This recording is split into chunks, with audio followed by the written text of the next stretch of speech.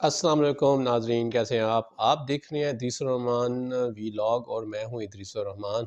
قبل اس کے کہ میں آج کے وی لاگ کا آغاز کروں تو آپ نے ابھی تک ادریس الرحمان وی لاگ کو سبسکرائب نہیں کیا، تو اگر آپ چاہتے ہیں تو سبسکرائب کر لیں اور بیل آئیکن کو پریس کریں تاکہ آپ کو نئے وی لاگز کا نوٹیفیکیشن ملتا رہے۔ اس کے ساتھ ساتھ اگر آپ کو وی لاگ کا کنٹینٹ پسند ہے تو لائک کریں اور دوسرے احباب سے شیئر کریں، اور اس کے ساتھ اگر اس پہ کوئی اپنا تبصرہ کرنا چاہتے ہیں یا اس پہ کوئی فیڈ بیک دینا چاہتے ہیں تو کامنٹ سیکشن میں اپنا فیڈ بیک بھی ضرور دیں۔ آج کے وی لاگ کا آغاز کرتے ہیں، اور آج کا وی لاگ بھی بنیادی طور پہ اس مسئلے سے جڑی ہوئی مزید کچھ تفصیل اور مزید کچھ تجزیے پہ مبنی ہے۔ یہ بڑا یونائٹڈ اسٹیٹ آف امریکہ کیا کر رہا ہے؟ وہ فی الحال پابندیوں سے کھیل رہا ہے، اور پابندیاں جو اب تک لگائی گئی ہیں وہ کوئی اتنی پاورفل نہیں ہے۔ مطلب ابھی تک کچھ بینکس اور ولادیمیر پوٹن اور ان کے جو ساتھی ہیں ان کے ایسٹس کو فریز کرنے کی بات ہو رہی ہے۔ اس کے علاوہ جو رشیا کے اندر ولادیمیر پوٹن کی حمایت میں یا ان کے حمایت یافتہ یا ان کے دوست احباب کہ جو گروپ ہے، جو متول طبقہ ہے، جو گروپ ہے جو معاشی اور سیاسی معاملات کو کنٹرول کرتا ہے، یعنی ان کو اولی گروچ کا نام دیا گیا، تو اولی گروچ کے ایسٹس کو جو ہے وہ فریز کیا گیا ہے یا ان کی ٹرانزیکشنوں کو روکا گیا ہے۔ لیکن امریکہ کو پتہ تھا، امریکہ پچھلے 2 مہینوں سے لگاتار یہ اطلاع دے رہا تھا کہ رشیا جو ہے یوکرائن پر حملہ کرنے والا ہے۔ تو امریکہ کو مصدقہ ذرائع سے، سیٹلائٹ امیج سے اور کچھ انٹیلیجنس ذرائع سے اور کچھ انسانی جو انٹیلیجنس کے ذرائع سے یہ بات کنفرم ہو رہی تھی کہ رشیا اور مطلب کی جو ڈیولپمنٹ ہے وہ کس لیول پر ہے، اور امریکہ نے یہ کیا کہ اس نے یہ ساری اطلاعات کو عام کیا بقول بائیڈن ایڈمنسٹریشن کے، کہ یہ ایک بڑا رسک تھا، کیونکہ اس سے پیشتر اس طرح کی انٹیلیجنس معلومات کو پبلکلی شیئر نہیں کیا جاتا، تو کیونکہ اس میں پھر رسک جو ہے بڑھ جاتے ہیں۔ تو بہرحال انہوں نے پبلکلی بھی اس کو شیئر کیا، اپنے الائز سے بھی شیئر کیا، یوکرائن سے بھی شیئر کیا، لیکن یوکرائن نے شاید ان باتوں کو سیریس نہیں لیا۔ امریکہ کی ساری باتوں کو ایک ڈراوا سمجھا گیا کہ دنیا کو وہ بیسیکلی اس کنفلکٹ کو تیلی لگانے کے لیے ڈپلومیسی کی کوششیں کی گئی۔ اچھا، امریکہ پہ یہ بہرحال بہت بڑا الزام ہے کہ ساری صورتحال میں اس نے پھر پریونٹیو میئر نہیں لیے۔ جب اسے پتہ تھا کہ رشیا اس اسکیل پہ جا رہا ہے تو اس نے پھر سوائے شور مچانے کے اور کچھ نہیں کیا۔ اب بائیڈن ایڈمنسٹریشن یہ کہہ رہی ہے کہ جی وہ جو ان کے قومی سلامتی کا محکمہ تھا، جس کے جو مشیر جو ہیں، جس کے سربراہ جو ہیں جیک سلوان ہیں، وہ اس پہ بڑا کام کر رہے تھے، اور یہ اسٹریٹجی بنائی گئی تھی کہ جی رشیا کے خلاف جو ہے وہ مالی جو ہے پابندیوں کو ایووک کیا جائے گا۔ تو وہ جس پہ اب وہ اور اس پہ یہ تھا کہ صدر جو بائیڈن کو بہرحال اس بات پہ وہ کریڈٹ لے رہے ہیں کہ اس طریقے سے کرنے سے بہرحال وہ یورپ کے اندر اپنی حمایتی پیدا کرنے میں کامیاب ہو گئے، اگرچہ اس سے پیشتر اختلاف تھا، کیونکہ فرانس تھا، جرمنی تھا، اس پہ تھوڑا سا اختلاف تھا۔ یوکرائن کے اندر جو ہے لوگ جو ہیں وہ جنگ کے لیے اپنے آپ کو پیش کر رہے ہیں، اور روسی فوج کا بہرحال نقصان ہونا شروع ہو گیا ہے۔ امریکی فوجی انوالومنٹ یورپ کے اندر تو کافی ساری ہے۔ بہرحال اس پہ ایک بہت بڑی ڈیبیٹ یہ ہو رہی ہے کہ معاملہ جو ہے وہ دوسری جنگ عظیم کے بعد کا آ گیا ہے۔ یورپ کو جو سلامتی کے مسائل دوسری جنگ عظیم کے دوران اور بعد میں رہے، وہی مسائل پھر دوبارہ آ گئے ہیں۔ تو وہ یہ ہے کہ جی اتنے سالوں میں ان ساروں کو یہ مینج کیوں نہ ہوا۔ پھر اس کے بعد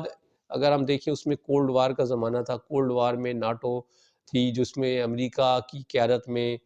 نارتھ اٹلانٹک ٹیریٹری آرگنائزیشن تھا، اس کے جواب میں رشین بلاک نے وارسا پیکٹ تھا، تو اس میں جو رشیا کے اس وقت کی سوویت یونین تھی، پھر اس میں پولینڈ تھا، ہنگری تھا، یوگوسلاویا تھا، چیکوسلاویا تھا، اور رومانیہ بھی تھا، یہ ممالک تھے، یہ ایک پیکٹ میں تھے، ان کے درمیان بڑی سرد مہر تھی۔ دونوں تو فریقین کے پاس جو تھے ایٹمی ہتھیار تھے، ایٹمی میزائل تھے، اور بین البر اعظمی میزائل تعینات تھے۔ پھر امریکہ اور مطلب اس وقت کی سوویت یونین کے درمیان تخفیف اسلحہ کے اوپر جو ہے بات چیت ہوئی، پھر انہوں نے میزائل بھی کم کیے، ایٹمی میزائل بھی کم کیے، تو پھر سوویت یونین ٹوٹ گیا۔ سوویت یونین ٹوٹ گیا تو اس وقت کے سارے عرصے میں جو امریکی صدور تھے انہوں نے مطلب پالیسی جو ہے وہ اس سینس میں، تو اگر ہم بات کریں کہ دوسری جنگ عظیم کی، تو دوسری جنگ عظیم میں اس وقت انہوں نے نازیوں سے اور اس سے تو ہتھیار ڈلوا لیے جاپان سے۔ جاپان بھی دوسری جنگ عظیم کے بعد امریکہ کے اس میں رہا، ذمہ داری میں رہا۔ یورپ کی سلامتی بھی امریکہ کے پاس آ گئی۔ یورپ نے اس سارے عرصے میں جنگوں کے بہرحال مہلک اثرات بھگتے، کروڑوں لوگ جو ہے وہ جنگوں سے متاثر ہوئے، مطلب مارے گئے، مالی املاک کا نقصان ہوا۔ یورپ کے اندر آج بھی نا یہ بڑا نائٹ میئر ہے کہ یورپ جو ہے وہ مطلب جنگوں سے ابھی بھی خوف زدہ ہے۔ اس وجہ سے ناٹو کی تشکیل جب ہوئی تو اس میں سارا عمل دخل جو ہے امریکہ کا رہا، اور یورپ نے اس میں کوئی فنڈنگ کے حوالے سے کوئی قابل ذکر اس میں کوئی شیئر نہیں رہا۔ تو اب معاملات وہیں کے وہیں ہیں، یورپ کی سلامتی ایک کویسچن میں ہے، دنیا کی سلامتی کویسچن میں ہے۔ پھر جو اس وقت کے امریکی صدور ہیں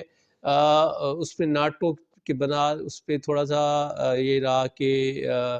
اس میں مطلب کوئی ایکسپینشن کی باتیں ہوئیں۔ جب سوویت یونین کا بریک اپ ہوا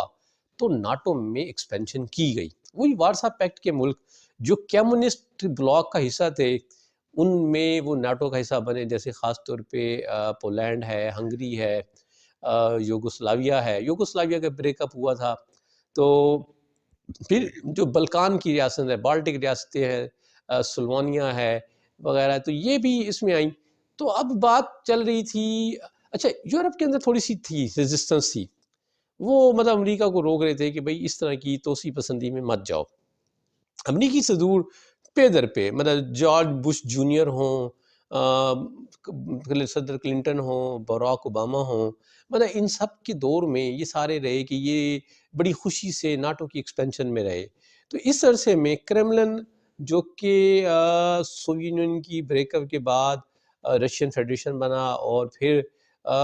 اس نے وہاں بھی بڑی تبدیلیاں آئیں۔ اسٹیٹ کنٹرول تھا، سارے ادارے اسٹیٹ کے پاس تھے، وہ اسٹیٹ سے جو ہے اولیگراچ کی تحویل میں آئے۔ صدر پوٹن مطلب نے اس ساری ویکیوم میں ایک پاور گین کی، تو وہ بنیادی طور پہ یہ کہتے ہیں جی اب اس سارے کا ذمہ دار اگر ایک طرف ولادیمیر پوٹن ہے تو دوسری طرف امریکی ایڈمنسٹریشن ہے، کیونکہ آج اس دن کے دیکھنے میں امریکی ایڈمنسٹریشن کا بڑا ہاتھ ہے۔ تو اب یہ جو آگ سلگائی گئی ہے اور اس آگ کی لپیٹ میں اب پورا یورپ آنے والا ہے، کیونکہ اب آج کی اطلاعات یہ ہیں کہ ولادیمیر پوٹن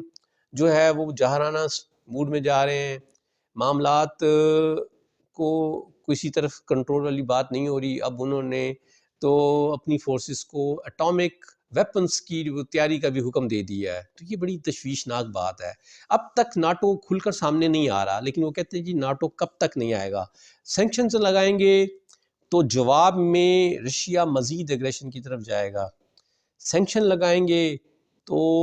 یورپ کی گیس بھی بند ہو جائے گی۔ جب یورپ کی گیس بند ہو جائے گی اور یورپ اور امریکہ میں، کیونکہ الٹرنیٹ سورس ڈیولپ ہونے میں بڑا ٹائم لگے گا، سینکشنز کتنے عرصے تک رہیں گی، سالہ سال رہیں گی، تو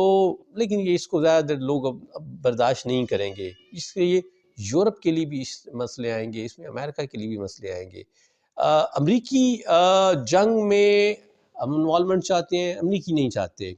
کیونکہ افغانستان میں 20 سال کے بعد امریکیوں کو بھی جو ہے کافی ساری نصیحت آ چکی ہے۔ بہرحال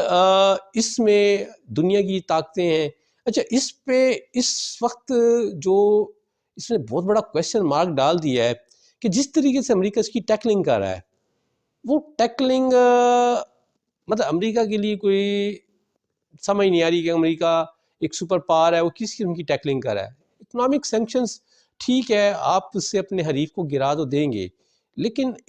یہ وہ آگ ہے جس سے آپ اپنے گھر کو بھی محفوظ نہیں رکھ سکتے.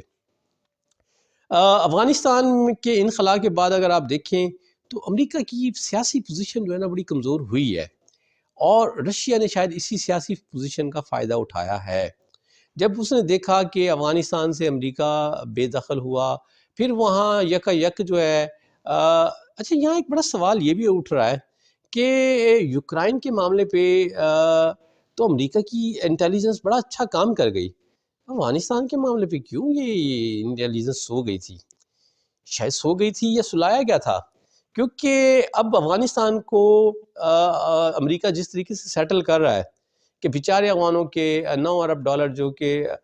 فیڈرل ریزرو میں پڑے تھے ان کو فریز کر دیا، اور بلکہ پچھلے دنوں سے جو بائیڈن نے ایک ایگزیکٹو آرڈر کے ذریعے جی اس میں سے $3 بلین جو ہے 9/11 کے وکٹمز کے لیے نکالنے کے لیے وہ کیا، تو اس پہ افغانستان کے اندر بھی بہرحال بڑا ریئیکشن آیا، اور خاص طور پہ ان افغانوں کی طرف سے جو امریکہ کو اپنا ویل وشر سمجھتے تھے انہیں بڑا دکھ ہوا، اور ان کے اس حوالے سے بڑے برملا اور برجستہ قسم کے تاثرات آئے. تو امریکہ اب لگ یہی رہا ہے کہ امریکہ کی پالیسیاں کچھ اس طرح کی رہیں گی، تو یہ امریکہ کی کمزوری کو ظاہر کر رہا ہے. کیونکہ اول تو پہلے دیکھیں اگر ہم بات کریں اگر کولڈ وار کے زمانے میں، تو کولڈ وار کے زمانے میں بھی اس طرح کے واقعات نہیں ہوئے. مطلب عراق کی وار ہوئی تھی، انویژن ہوئی تھی، تو اس میں امریکہ عراق میں پہنچ گیا تھا، تو لیکن وہاں مطلب اس طرح کی ایگریشن بہرحال ہوئی کیونکہ اس میں اقوام متحدہ کے مینڈیٹ کو یوز کیا گیا. تو لیکن رشیا کو بہرحال آپ نے ایک تقویت دی نا کہ آپ کسی بھی فورین ملک پہ چڑھ سکتے ہیں جواز بنا کے. رشیا نے جواز بنا دیا. دیکھیں اب اس جواز کے اوپر بات بالکل ہو سکتی ہے کہ یہ جواز کتنا حد تک قابل قبول ہے، لیکن آپ نے پھر عراق ہے، پھر 9/11 کے افغانستان ہے، پھر بعد میں دوبارہ عراق ہے،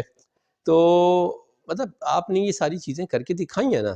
اب بات یہ ہے کہ رشیا کو کسی زمانے میں بیئر بھی کہا جاتا تھا. بیئر جاگ گیا ہے، بیئر جاگ گیا ہے، اور بیئر صرف جاگا نہیں ہے، بیئر کو بھرنوٹ بھی کر دیا آپ نے، پرووک کر دیا ہے. اب وہ کہاں تک جاتا ہے، اس کو کیسے ہینڈل ہوتا ہے، پاکستان کے لیے کیا مسائل آتے ہیں، یہ تو بہرحال دیکھیں جی آنے والے دنوں میں چیزیں انفولڈ ہوتی جائیں گی.